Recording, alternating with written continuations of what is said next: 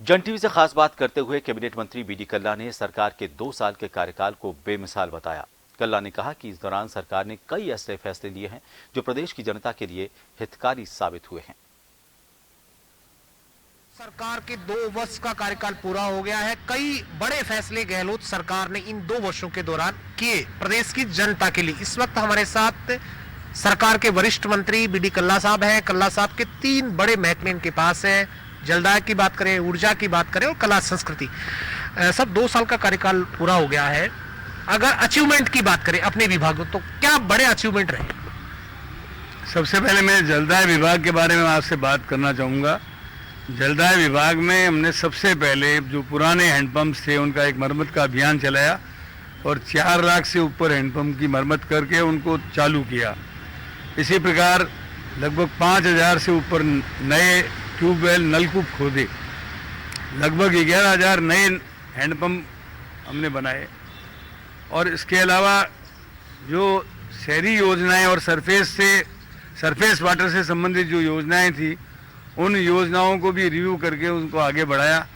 15,000 litre तक का पानी का जो उपयोग करते हैं उनके पानी के बिल हमारे माननीय मुख्यमंत्री जी ने माफ़ किए।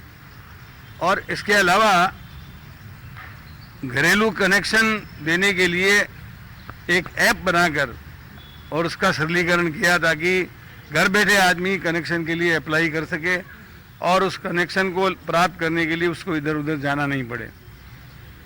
इसके अलावा भी आप देखेंगे कि यहाँ जयपुर की बात करें तो पृथ्वीराज नगर, जगतपुरा, खो नागौरियान, हवा महल, इन सब की योजनाएं जो हमने मंजूर की और कोशिश ये की कि पीने के पानी की आपूर्ति में कहीं कोई कमी नहीं रहे। इसके मैनेजमेंट में जो कठिनाइयाँ आ रही थी उसको दूर करने का प्रयास किया और बिसलपुर का पानी जो हमारे यहाँ आ रहा है उसके कंट्रोल के लिए यहाँ पर एक ऐसा कंप्यूटर सिस्टम हमने तैयार किया है जिसमें उसका वाटर लेवल रोज़ कितना घट रहा है, कितना पानी की सप्लाई हुई, बराबर हुई या नहीं हुई, और उसकी भी जो पुरानी लाइन थी उसको एक अल्टरनेटिव लाइन के काम के बारे में भी हम कार्य योजना शुरू कर रहे हैं।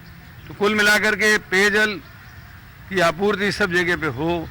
एमएलएज को माननीय मुख्यमंत्री जी ने अभी पिछले महीनों में 25-25 लाख रुपए उनके डिस्क्रिशनरी पावर पे छोड़े कि वे अपने क्षेत्र में कोई भी पानी की आपूर्ति से संबंधित काम करवा सकें। इस प्रकार हमने अकाल और अभाव की स्थिति जहाँ थी वहाँ 65 करोड़ रुपए खर्च करके गाँव में और ढाणियों में, कुछ शहरों में भी जहाँ पानी की आपूर्ति होनी थी, 65 करोड़ रुपए की लागत से टैंकरों के माध्यम से पानी पहुँचाया।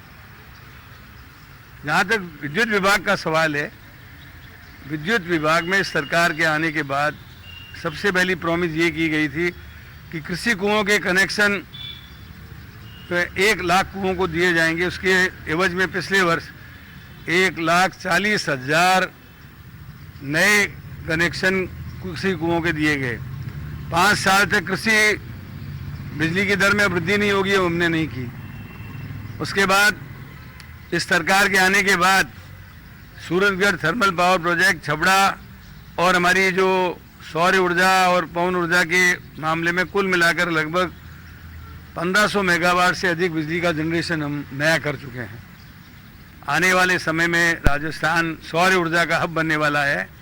हमारी कोशिश रहेगी कि अब तक लगभग 10,000 मेगावाट से अधिक बिजली हम पवन ऊर्जा और सौर ऊर्जा से प्राप्त कर रहे हैं। हमारी नई ऊर्जा नीति, पवन ऊर्जा और हाइब्रिड ऊर्जा नीति जो माननीय मुख्यमंत्री जी ने लॉन्च की है, उसके माध्यम से राजस्थान सौर ऊर्जा का हब बनने वाला है। अभी हाल ही में हमने 5,000 मेगावाट बिजली सौर ऊर्जा से पैदा करने के लिए नेशनल थर्मल पावर कॉरपोरेशन से एक एमओयू किया है। सैकी के साथ एक और 5,000 मेगावाट बिजली पैदा करने का एमओयू हमारे सामने विचाराधीन है। प्राइवेट सेक्टर के भी बहुत से लोग जो हैं रजिस्ट्रेशन करा चुके हैं और वे इस संबंध में राजस्थान में सौर ऊर्जा के प्लांट लगाना चाहते हैं। हमारी ये कोशिश रहेगी, हमारा लक्ष्य है कि आने वाले 3 वर्षों में हम 30,000 मेगावाट बिजली का उत्पादन सौर ऊर्जा के माध्यम से यहाँ पर करें। हम एग्रीकल्चर फीडर को 3 सालों में अलग अलग करना चाहते हैं ताकि दिन में किसानों को गुणवत्ता की बिजली मिल सके। इसके अलावा कल ही हमने ऊर्जा संरक्षण दिवस मनाया, उसमें 4 करोड़ यूनिट ऊर्जा की बचत करने में जिन जिन लोगों ने सहयोग दिया उनको कैटेगरी वाइज, जो उद्योग में काम कर रहे हैं उन्होंने उद्योग में बिजली की बचत की है, उनको पर्यटन में काम करने वाले, होटल से संबंधित लोग और घरेलू कंजम्पशन में, इन सब कैटेगरीज के लोगों को हमने कल ही पुरस्कार दिए हैं। हम जहां ऊर्जा का उत्पादन करने में लगे हुए हैं वहाँ ऊर्जा के संरक्षण, कार्बन उत्सर्जन में कमी, शीजत में कमी लाने के लिए हमने जो प्रयास किए उससे 2.5% ट्रांसमिशन लॉसेज हमने कम किए हैं और बिजली की चोरी को रोकने के प्रयास किए हैं। कुल मिलाकर बिजली के क्षेत्र में भी राजस्थान ने बहुत अच्छी प्रोग्रेस की है और आगे भी आने वाले समय में हमारी कोशिश रहेगी। अभी सौभाग्य योजना में लगभग 2.5 लाख के करीब लोगों को जो दूरस्थ ढाणियों और गाँवों में रहते थे उनको घरेलू कनेक्शन दिए गए। 1 लाख से ऊपर की ढाणियाँ और लगभग 49,000 से ऊपर के गांव आज विद्युतीकृत कर दिए गए हैं। एक वक्त था जब राजस्थान आज़ादी से पहले केवल मात्र 13 मेगावाट बिजली पैदा करता था।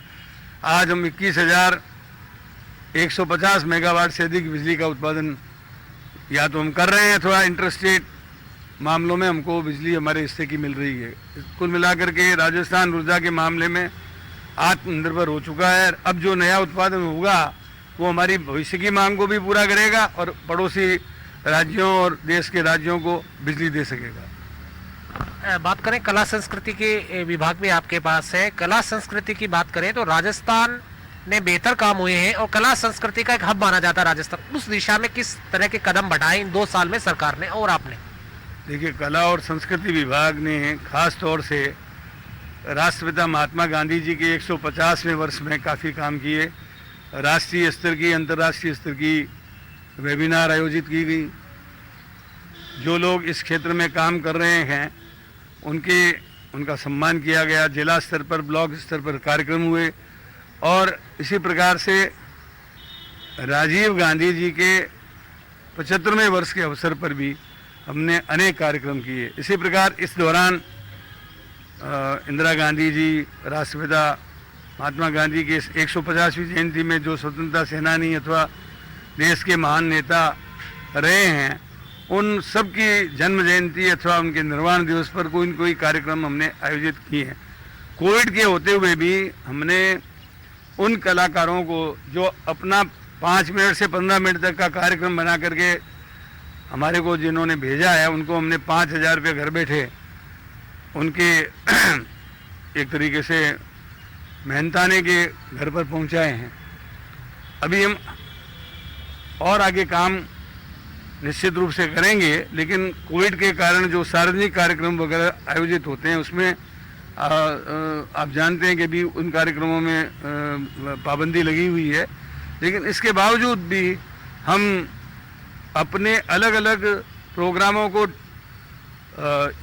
यूट्यूब पर अथवा ये कहना चाहिए कि वेबिनार के माध्यम से कार्यक्रमों का छोटा मोटा आयोजन चलता रहता है और आने वाले समय में आप देखेंगे कि कला और संस्कृति विभाग के द्वारा और अनेक कार्यक्रम हाथ में लिए जाएंगे ताकि आम जनता उसका, हमारी लोक संस्कृति का लाभ ले सकें।